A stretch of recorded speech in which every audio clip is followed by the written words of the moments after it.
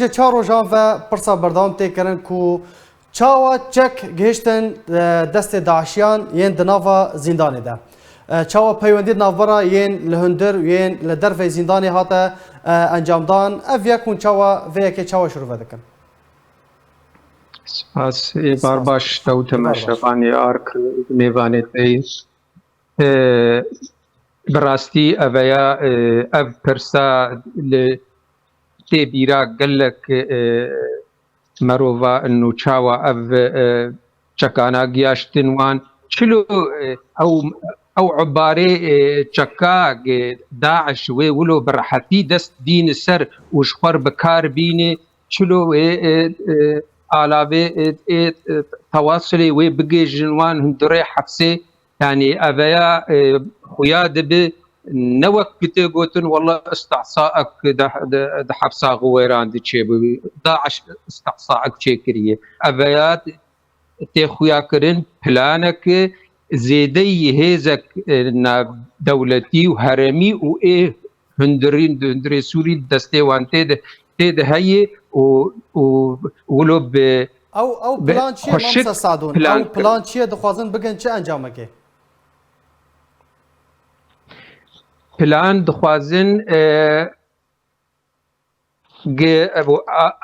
ew Daişê di hundirê hepsê de ji marek herî mezin gikaribin wan derxin dervî hepsê û wan bişînin wexta plan kiriye ji bo wan bişînin dernîdin ji wan lazim em ji bîr nekin aniha rejîma Sûrî bê çi Rûsya bê çi Türk bê gelekî aciz ji hebûna Amerîka li wê derê û Amerîka hebûna wê û qesedê bi hevdû girêdayî Amerîka li wê derê hêzê wê çekdar li ser erdê pir tune ji mara wan gelekî hindikê hêza Amerîka ihtimalê di ser a qesedê yê û derviya qesedê re Amerîka dixwaze planê xwe pêşê rojê di wê deverê dibicî bike û eveya heta niha nayê qîma Rûsya û a rejîma Sûrî û a Tirkî û a Îran jî pêre eveya gişt cê acizbûnê cem van hêza tevî û xweşik xuya bû wexta wezara derva a Sûrî daxuyaniyek derxist û ew hêzê Amerîkî û qesedê êrişî xelayê Daeş dikin li tarê Hesekê ya di hepsê de rejîma Sûrî îda nekir ew êrîş yani wek beravanî di ber Daeş dikir rejîma Sûrî heta nûnerê serokê Qaîda Hemêmîn ew jî aciz bû çilo Amerîka firokê şer helîkopter Apache dijî Daeş di hepsê de û ew xelayê wan di tarê Hesekê de bikardîn û wê zirarê bigîn sivîla yani dibin navê parastina sivîla de wanî xuya bû ew beravaniyê diber Daeş û vî karê Daeş dikir di dema gerek rejîma Sûrî û Rûsya bela gihêzê herdû tarafa li deverê hene gerek wan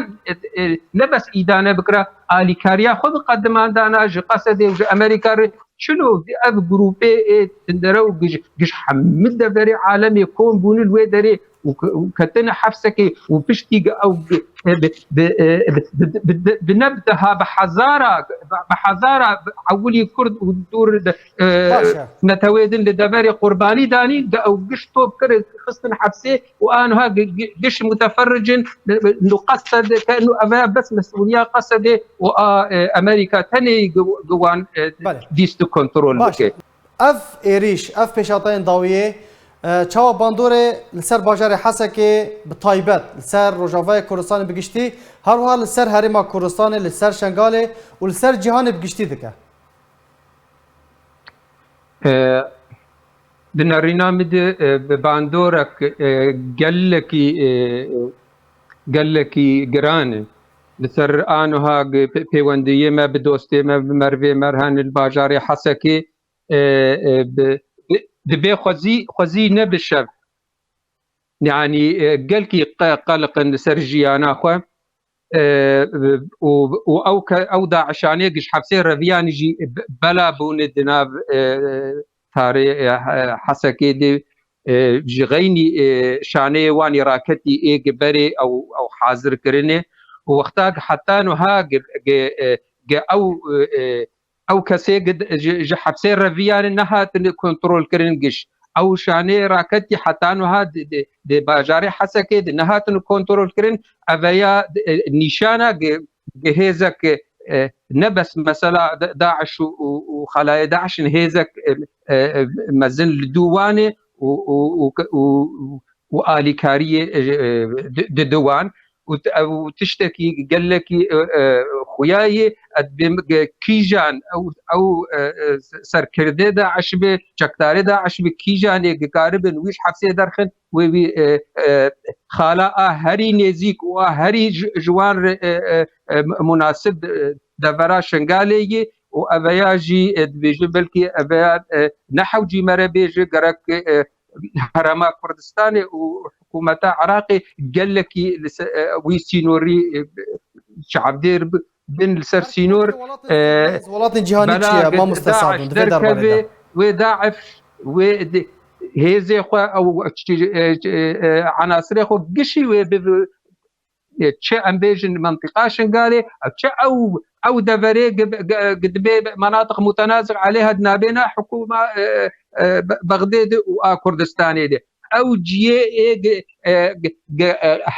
هنا الي كاريه بوار بكن وان لوي دري بجي بكن بلا جوان لازم هذا ارمانجا وان يا اثرك هرما كردستاني ولا باجاري حسك يا روج افاي كردستاني بن كنترول فقط هذه جهاني تشي ما مستساعدون دفي درباره ده ببورين دوباره بكبه ارك ولاتن جهاني دفي درباره ده جوان بويرو بيشاتين كرود دن تشي دفي تشبكن بعد يعني ابدا عشي دفع حبسيد هنا نق قش داعشي سوريين وناي عراقيين قال لك دولتها هنا وايه داعشي وان حتى لوي درب وحتى انه هذا عشي خو نبر الجنب او كنترول نكرن او محكمه نكرن يعني واجبك اخلاقي قانوني سروان كبه جرك اليكاريه بهزا امريكي واقص تدير بكن جفان عناصرانات يخن بالكنترول اخوه جفان عناصرانا يعني چاره سريه کې جوار ببینن چاوا يعني اباك كيمانيه امنا بيجن تشتكي دني بس على الاقل ما بين كيمانيه والله 4000 5000 عناصر داعش دناب باجار كيد وانت حبسي يعني اباد واجبه يعني اذان عناصر داعش نبس راستك كرد قال لك جوان ايشيان بس آرامی و اولکاریا قال لك باجاره وقال لك ملتاتك برن داعش وجحمه زينب دولتي تخوستن قبل حلوستك مشترك هفبش تعامله بفي ترسكريكير بكن ونا بمينه بس ملتي ما يكون تنبي قربانيه دينه وتنبي ملتي ما حارس بالجوار وتنبي ملتي ما ملاحقه خلايا بكي يعني ابا بروبلمك مزنه يعني كان جبوتشي والله تمي امي دبر عالمي دخوينا اخو برجين وامي بيجر والله امجدبنا عالمي ام شريت روريدكن ما مستوى سعدون خفتنا تا يا ضويه ام خوازن تجي بزار مكا سيناريو وتشبن روش حتى كانجي بردوام با افشر وبفتون و كانجي ورن كنترول كرن لغوري كو هون روشه دشوبينن بله از بيجن وروش دبن كنترول دبمينه و او درباسبونا هزي امريكي ناب دولتي ايرو ديست كردستان باشور درباسي روج اباي كردستان بون ابا نشانا قوي هزي امريكي وقصده وروشه كنترول بكن واز